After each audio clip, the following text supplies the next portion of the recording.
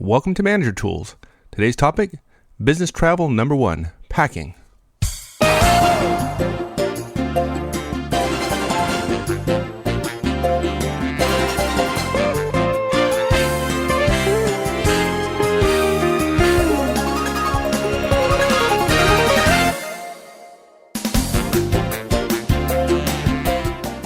Hi everyone, this is Mike, and welcome back to Manager Tools. For years, pundits have been predicting that technology, video conferencing, the web, that kind of stuff, will lead to the decline and death of business travel. Well, we here at Manager Tools don't agree. We're human, and humans always do better with face-to-face communications to ensure a complex project goes well.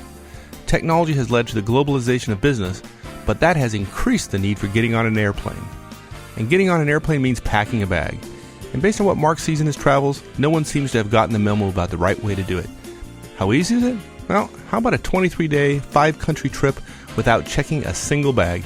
And today, we're going to learn how. Here we go.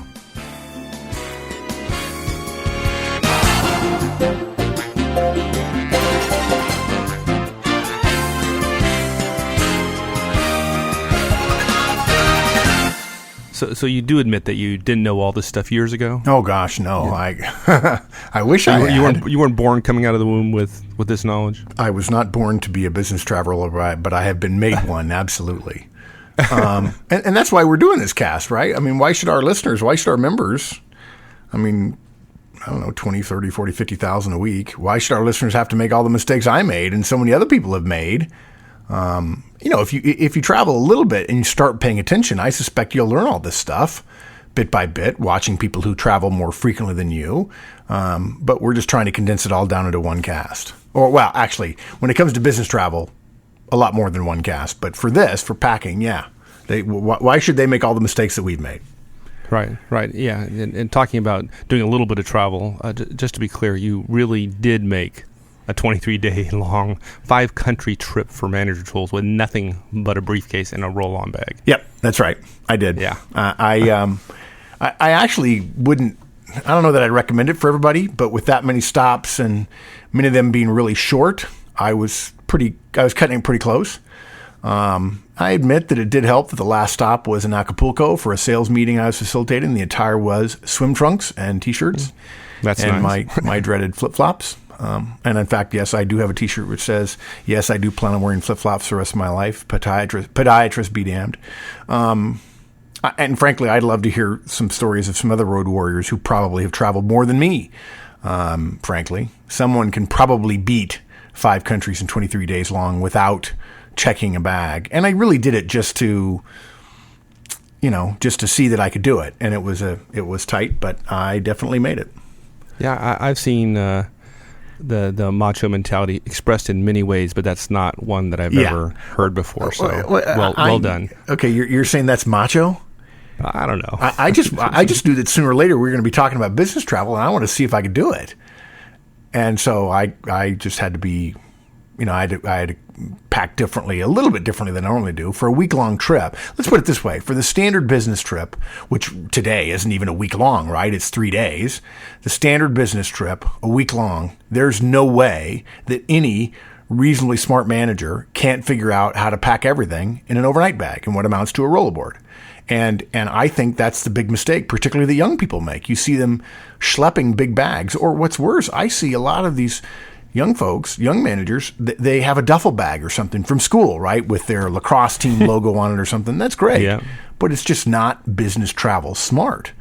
So it can be done. It probably shouldn't be done. On the other hand, it proves the idea that if you can go 3 weeks, which is really what it was, 3 weeks and 2 days with one overnight bag, one rollerboard, then a week-long trip should be fairly easy. And again, it goes to our fundamental recommendations about this cast, which is about reducing uncertainty. So.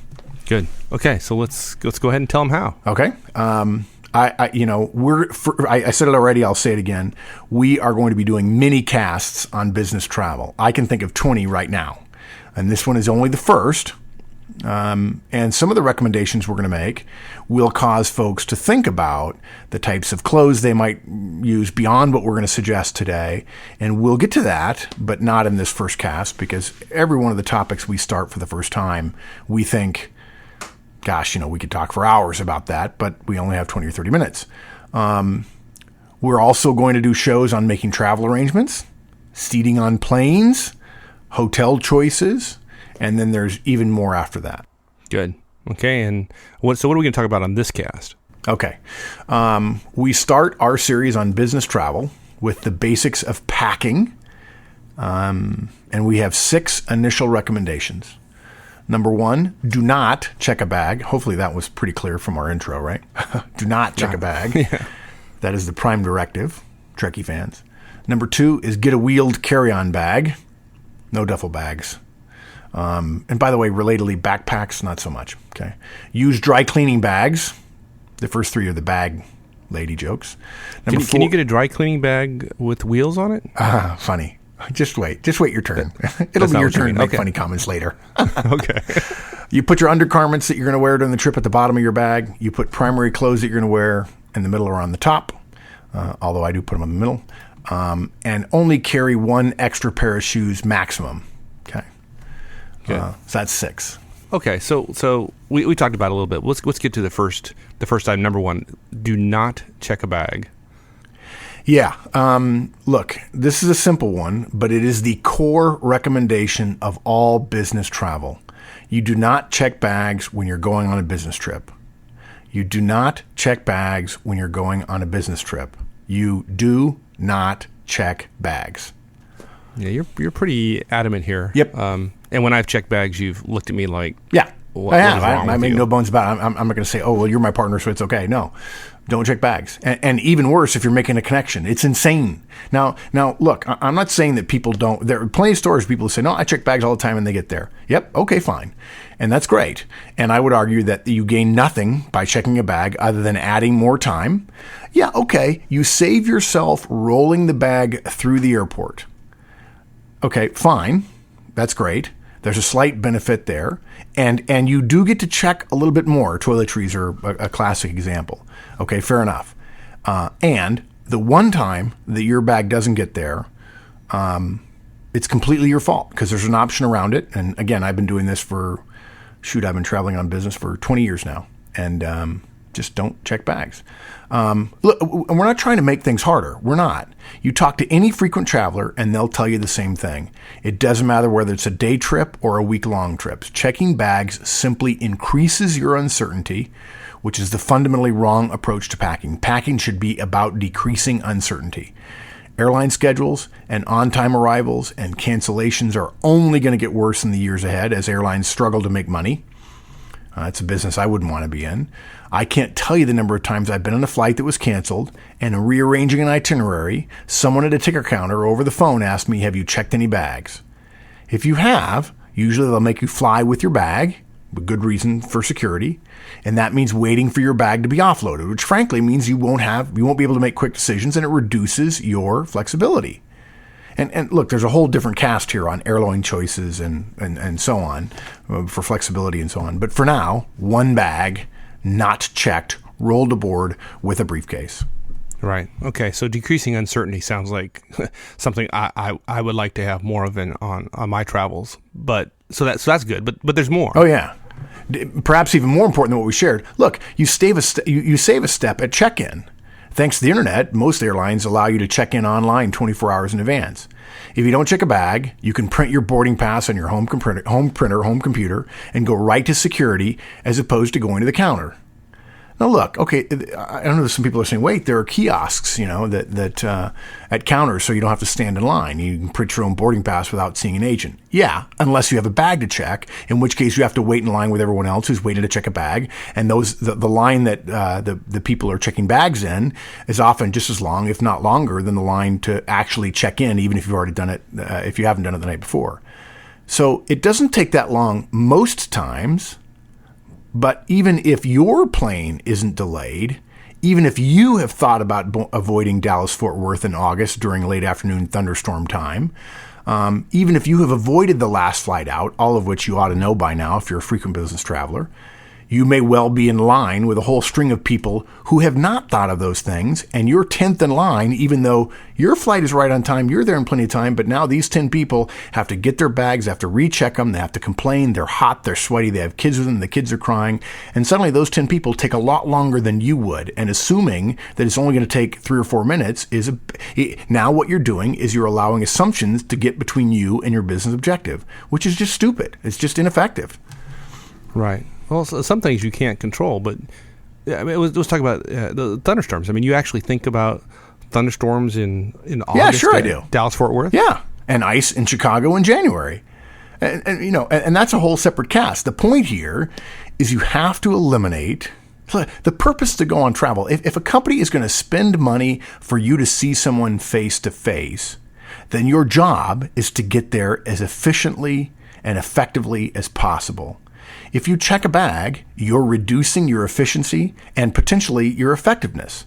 Anytime you reduce your flexibility, anytime you reduce your certainty, you're essentially increasing the chances that the business purpose of the trip is going to be affected.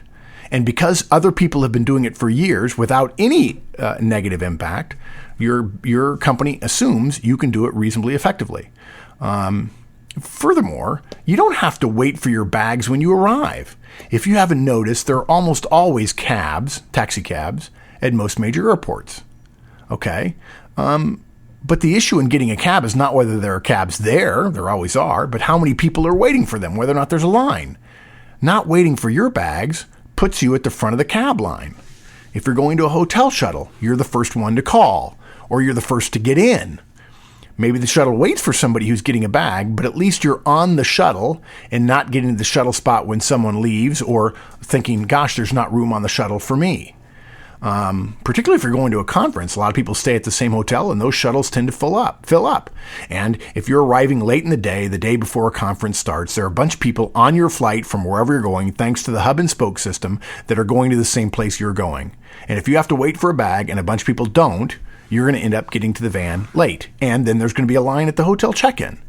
If you're getting a rental car, you're going to be the first one in line for the bus. And believe me, San Jose is a classic case. If you arrive at San Jose in the middle of the day or even in the morning, you're going to have to wait for a rental bus. Now, there's a rental car bus. Now, there are a lot of rental car buses, but why stand in the heat and wait? If you're being picked up by an associate or a friend, you can tell them your arrival time and not have to tell them to add some time for luggage pickup and then stand outside waiting for them because they were conservative, not wanting to sit and wait for you since they don't allow cars to sit at the curb anymore. Yeah, okay. So those are a few good reasons. Yeah.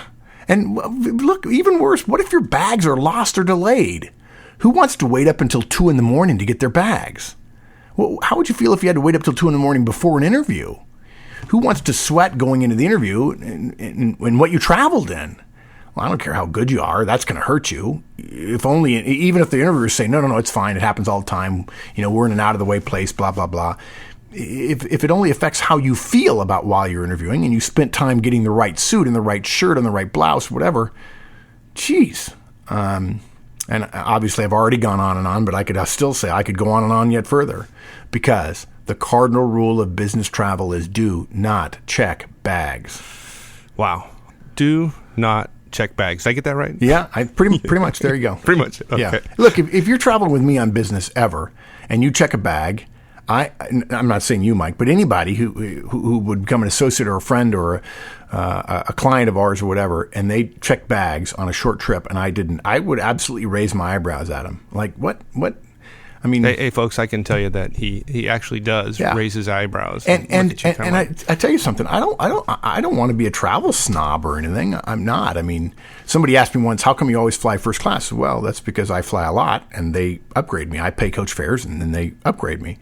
But it's funny. People spend hours on getting things done, on managing their inbox.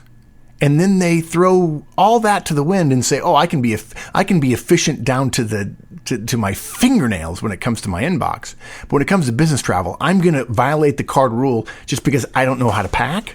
And you'll learn how to pack in the next 15, 20 minutes of this cast." So, okay, sorry. All right, so then that leads to our second point, which is get a wheeled bag. Yeah, look, it's really a necessary step after the cardinal rule, right? let's start with the wheels. If you're going to pack everything in one bag, it's going to be heavier than you might expect. And since you're going to have to carry it more, there's a huge advantage to having wheels. Some of you are young and you just graduated from college and you think, I can sling my hockey duffel bag over my shoulder, and then you ruin your suit.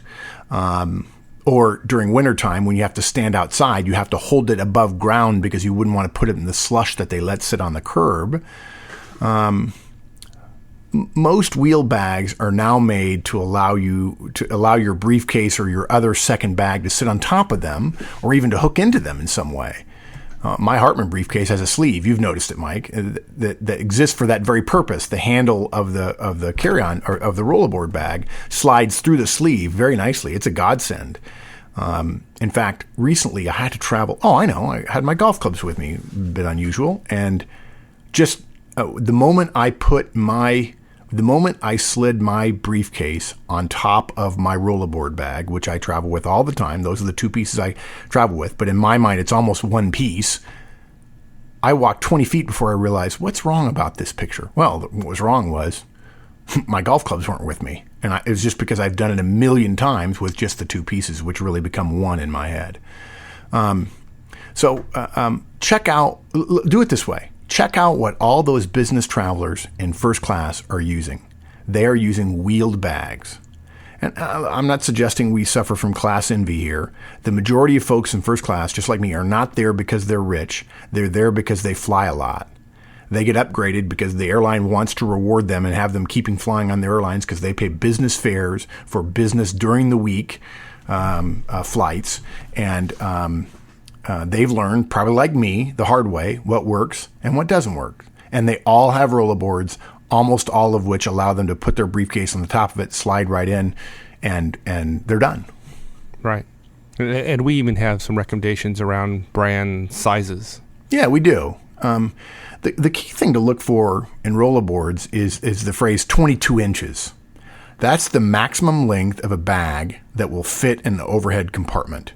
On many airplanes, one side of the overhead bins is wider than the other, and you can put a rollerboard in wheels first, and 22 inches is as wide as will go and allow the airlines to close that wider overhead bin.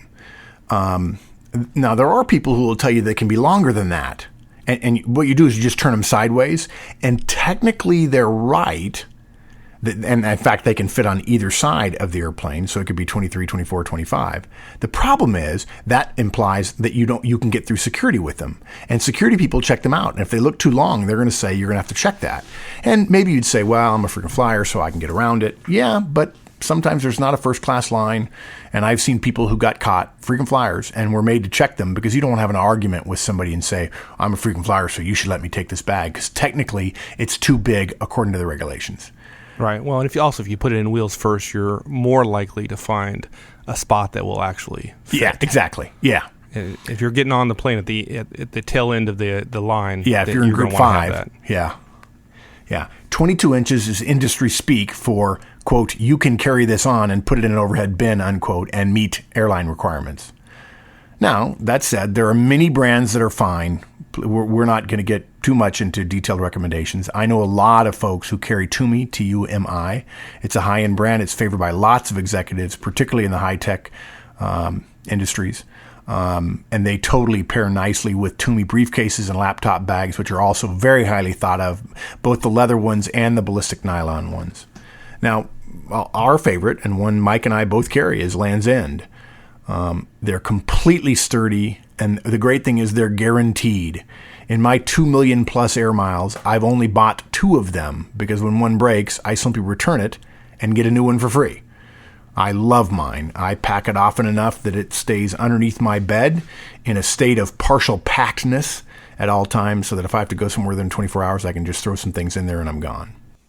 Good. Well, that packedness is a good segue into what I think is one of my favorite things I've learned, which is the use of dry cleaning bags. Yeah, exactly. Yeah, it's not the cardinal rule, but this is my favorite rule. I'm with you.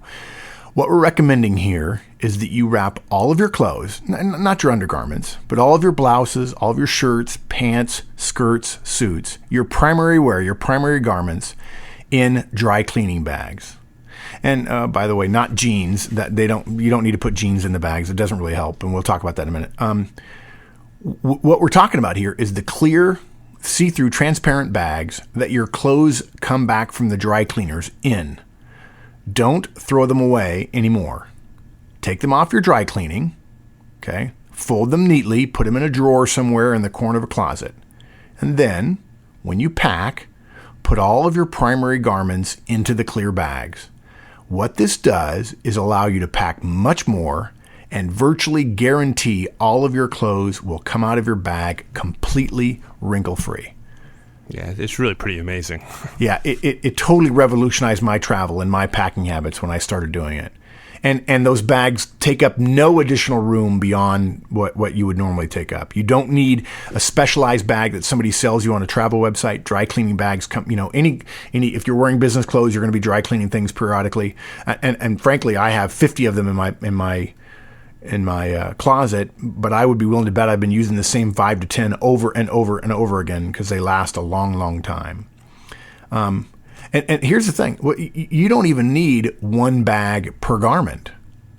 For trousers, you hold them by the cuff, let them dangle to the floor. You fold them over once at about the knee, and then again, so now they're in fourths, if you will, and you slide them into a bag. You do the exact same fold with a second set of trousers, and you slide them into that same bag, just not on top of the first set. If you looked at it on your bed, for instance, you've got 2 pair of folder trousers sitting side by side, both visible to you and both inside the bag. And the bag's definitely long enough to allow you to do it because, of course, it was long enough for the pants to hang folded in half. Then you simply fold the remaining parts of the bag on top of the trousers. And if you wanted to put a third pair of trousers or even a shirt into that last fold you make, you could do that. And so the last fold you make is folding the one pair of trousers over on top of the other. So now the total signature of the silhouette of this bag that you've created is just the width of one pair of trousers folded over in fourths. And we think we can get a picture in the slides for premium content members of yeah, what that sure. looks In like? fact, I was going to do it. I was going to just go ahead and take some pictures of my packing technique, maybe even a few more than what we've talked about on the show, just so people can see what my bag looks like, that it's doable with, I hate to say, you want to look at pictures of my undergarments, but socks and underwear and so on, so people can see how it's folded and how it works. Oh, that'd be great. Well, not great, Super. but effective. Yeah, okay. So plastic bags and then no wrinkles. Right. Yeah, that's the thing. You take them out of there. Now look, you can't leave the bag zipped up in your hotel room for 3 days. The moment you get in, you got to take them out and hang them, of course, but for a long trip, a day-long trip, leaving early in the morning, or for me, I always pack the night before. So if I don't get in until dinner time the next day, my bag has been packed for 24 hours. And I take them out, I hang them up overnight, and everything is fine. Yeah, talking about hanging trousers, I think one thing, it took me a long time to learn it. Maybe you taught it to me years ago, which is you can hang your pants, your slacks up one of 2 ways. You can put them on the hangers where they essentially fold in half over a bar. Right? That's one way to do it. The other way is most hotels have the hangers that have the clips that you clip the end of the trousers to and they hang down, which is, I found to be much more effective than the other way, because the weight of them smooths out any wrinkles that might exist at all. Even without steam in the shower, in the bathroom, whatever, yes. Now, ladies know this better than guys. Guys stink at this because guys see that trouser bar with the thing that holds the trousers on it, and they think, well, that's what it's made for. Whereas ladies say, I can't do that with a skirt, and so they know to hang the skirt up using the clip, right? And for a long time, the clips were meant for skirts, not for trousers. So guys just use the trouser bar, the bar for the trousers, when in fact you can use it for that, but it's not a good use when you're traveling because the weight doesn't, as you say, doesn't hang out the wrinkles area as well. It works for skirts too, and for blouses, and for shirts, and we'll have pictures of those as well. We could get into the subtleties of how to pack a shirt so it doesn't wrinkle. We generally recommend when gentlemen are traveling that you wear collared button-down shirts, simply because you can't go wrong with it. If you're wearing a polo shirt and everybody else is wearing a dress shirts, or what we call collared button-down shirts, more of a dressy shirt, I got to tell you, if you don't notice, you're not aware that other people are noticing that you're the only one in a polo shirt. Certainly a polo shirt is better than a t-shirt, but we don't recommend t-shirts for any business situation that we can think of. But I tell you, I've packed 4 to 5 pair of trousers, 4 to 5 dress shirts, nice dress shirts. I mean, these are dress shirts with some starch in them, or perhaps not if they're really nice. And that's a conservative number for a week-long trip. They fit fine and they come out. Okay. That being said, do we have time to talk about some types of clothes and materials, that kind of stuff? Yeah, a little bit. I wear a type of trouser. I shop a lot at Brooks Brothers, obviously, and other places. I happen to love Tommy Bahama silk trousers, just because I find a lot of wool trousers get kind of hot. And my silk trousers don't travel as well as worsted wool or a lightweight wool. But first of all, I've never had a problem using the bags. And so that really, for me, that's a total home run, that I can wear the trousers I want, even though they wouldn't be thought of as traveling. They're not as bad as linen, which wrinkles if you look at them. Ladies know that a lot more than guys. But let me just say a couple of things. If you're looking at your closet and you see a lot of khakis or chinos, those, because they're made of cotton, do not travel nearly as well as wool. Even if where you're going is casual, it won't hurt you at all to wear light wool trousers. If need be, on a 3-day trip, you could wear the same pair of wool trousers the first and the third day on site if you hang them up right away after day 1, maybe even steam them a bit if you can't get them dry cleaned at your hotel during the day. And I always think about whether or not I can get stuff dry cleaned. And if I have a doubt, I assume not, and I include that in my packing decision. And I always have 1 extra shirt and 1 extra pair of trousers, just in the event I'm having lunch or dinner and I spill something all over it, and I don't want to not have an option. Khakis really cannot be worn a second time without getting washed. If you think they can be worn a second time without being washed and just hung up, we notice that. And it doesn't look good. And the great thing about wearing wool pants the first and the third day, or something like that, if they've hung the second day while you're working, you can wear those wool pants right onto the airplane, and they're going to be wrinkled, but nobody minds at the end of the day when you're traveling. If you wear a pair of khakis on the plane and you sit for a couple of hours on a plane, and then you go into a meeting, you're going to look not well. And it's so easy to change. I mean, literally, I recommend changing in a bathroom if you have to, in order to get out of a pair of if you're going to an interview or if you're going to an important meeting and you've been sitting in a pair of trousers that aren't dark colors which don't show wrinkles nearly as much, then I strongly recommend you change. And one of the great things about not recommending khakis is they tend to be, if you're not wearing khakis, they don't tend to be as light a color. I mean, sure, you can get khaki-colored trousers, but wearing a dark pair of trousers in wool, any wrinkles you do get will tend to not show nearly as much as what you'll have with khakis or chinos. Many of the new no-wrinkling fabrics really do help, but in my opinion, the jury's still out on some of them in terms of look and feel. And for most, this is particularly for gentlemen, most of you wear clothes a lot longer than what the makers want you to. And if it says no wrinkle or no iron, it usually says a limit of 50 washings. And that's about a year, or maybe a year and a half, and then you've got to change. And I see enough businessmen traveling, and I see enough of managers and non-managers traveling that apparently have forgotten that, and their pants just don't look good, but they're still not iron in them. So good. Okay, good. Now this is somewhat of a high level. I got a little too deep there, didn't I? No, that's okay. So let's just zoom back up to the 30,000 foot level again, and so let's talk about let's go to number 4, which was undergarments at the bottom. So again, what's that all about? Probably overkill here. But look, first of all, your bag might be gone through. If that's the case, you don't want security pawing through your undergarments. It's just a matter of personal privacy for many. Some folks who have shared ideas on this say you should bag up your undergarments, but we don't recommend that. They're going to look at the stuff on the top if it's bagged or not. They're not going to empty your bag. I've never seen it happen. Further, undergarments are usually A, small, and B, wrinkle irrelevant. You can separate them individually at the bottom of the bag. They take up less room separately than they do in one bag altogether.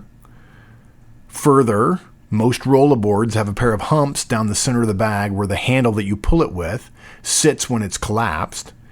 And that means a bag full of your undergarments that is bigger than the depressions that are made means you lose space in the bag. Also, when you're going, you're going to hang up your primary garments, and you don't have to get out all of your undergarments when you do so. Many people who travel handle unpacking differently, but most seasoned travelers I know tend to leave stuff in their overnight bag rather than putting it in wardrobes provided at the hotel. That just means you increase the chances you'll leave something behind if you have to leave quickly, right? So, the bottom of the bag, the bottom of your rollerboard bag is essentially your drawer while you're traveling, and that's where your undergarments are. Okay, so then that brings us to number 5. Primary clothes in the middle or on top, which makes sense since your undergarments are at the bottom. Yeah. Put your primary clothes somewhere. You put your dry cleaning bags on top of your undergarments with your primary garments in there. You don't necessarily need to put them on top. Some people say you need to put them on top, but I'll tell you what, I've learned I try to put a pair of jeans on the top. And by the way, if you have any idea, if you travel any, you know the jeans are by far the biggest thing you're going to put in the bag. And folks, for me, my jeans are probably bigger than yours. I'm 6'4" and 230 pounds. Or for the Brits and who are listening, I'm 16 and a half stone. It's a fully loaded bag, and top items somehow seem to come out more wrinkled. That's because when you put them in, if they're fully loaded, you put them in an overhead, and it gets pressed down. And in my experience, a little bit of wrinkle in my jeans is not the end of the world. I'm not someone who would press jeans. If you are all for pressing jeans, God bless you. We think you're wonderful, and we disagree. But look, whatever I could fit in a bag, I would argue that any of our listeners can fit in a bag just because I'm tall. So you can fit everything in the bag we're recommending. And what we found is if you have something that you're not worried about wrinkling, maybe a workout gear or jeans, put that at the top, because I found actually stuff that I leave at the top tends to be a little bit more wrinkled, even though the bags help enormously. Only one extra pair of shoes, max. Yeah. Look, possible pushback here from our female listeners, which we totally respect. Shoes make packing much more difficult, the size and the shape and so on. And so here's our guidance. I've talked to many female executives and many male executives as well, and the females fall into two categories. Either they say, I have to check because of my shoes, or I only take one extra pair and therefore I don't check a bag. Based on the fact that our cardinal rule is don't check bags, obviously we recommend one extra pair of shoes. Now, look, if you're someone who likes to dress sharply, shoes can make a big difference, no question. Unfortunately, they are hard to pack for a longer trip. So our suggestion is simple. If you have to pack a second pair of dress shoes, we're not talking about running shoes here, we recommend either they be workout shoes or you choose something the same color as your first pair, basically reducing the wardrobe choices you have. We are all for well thought out fashion, and looking better is never a bad thing on the road. And we're going to talk at length about that when we have our casts on business fashion, business wear to the office, and so on. And many of you are going to be upset at us because we recommend a notch above what is probably acceptable. But then if you want to get promoted or if you want to do well in your career, you want to be thought highly of, your standard shouldn't be acceptable. Okay? That's what you don't like in teenagers as they choose the lowest common denominator. That won't get you ahead in life. We like fashion. But for travel fashion, we think it's reasonable to narrow your choices. We recommend you have some go-to outfits that limit the number of that limit for you the number of shoes you have to pack. And the easiest choice, ladies and gentlemen, is black. Black loafers, black pumps, black heels, paired with black wool crepe outfits and suits. I can't tell you the number of ladies who have told me, ladies executives who said, look, a black crepe wool 3-piece suit, the same jacket with both a pair of trousers, a pair of slacks, and a skirt, with a cream blouse, and then perhaps a light blue blouse or a white blouse, along with a pair of black pumps and a pair of black flats. And suddenly you've got 3 or 4 days worth of business wear, a couple of different accessories, and you're there. Okay, you can wear black shoes with many. Yeah, okay, we know not all outfits. There are some outfits that do better with others because ladies always can't. But guys, you can always wear black shoes. And we're okay with a little bit of fashion. Just we're also okay with a lot of other things that don't always work when it comes to travel, and you've got to make some compromises. And all of this fits within our primary objective, which is one bag, reducing your uncertainty. I think we're just about done here, but that is the key point of this entire cast, which is reducing uncertainty, and it starts with the one bag, carrying it on, and then everything naturally flows from there. So then, given that you have one bag, you do have limited space, there's a number of choices you can make regarding what you pack and how you pack it that allow you to reach the lowest level of uncertainty you can, given the trials and tribulations of travel today. Exactly. So, quick wrap up. Don't check a bag. Don't. Get a wheeled carry-on bag. Lands End, Toomey, something like that. We recommend Lands End, but you can get almost any one of them. The cheaper you pay, the harder it'll get beat up, the more likely you are to repay again within a year or two. Dry cleaning bags are our personal favorite, reducing wrinkling. Put your undergarments at the bottom, put your primary clothes in the middle or on the top, and one extra pair of shoes max. And by the way, I always travel with my workout gear, and my extra pair of shoes is, in fact, my running gear, my running shoes. And I can travel easily with an extra pair of shoes and all the clothes that I pack all in one bag. And that's 6. Thanks, partner. We'll see you later. And maybe next time you won't look at me askance for checking my bag. No, I'll still look at you askance. You're still my partner. Still love you, man. And don't check a bag. All right, man. See ya. Well, that's it, everyone. Thanks for joining us. Hope to see you again next week. In the meantime, join us in the discussion forums, www.managertools.com/forums. Hope to see you there. And we'll see you all again next week. So long.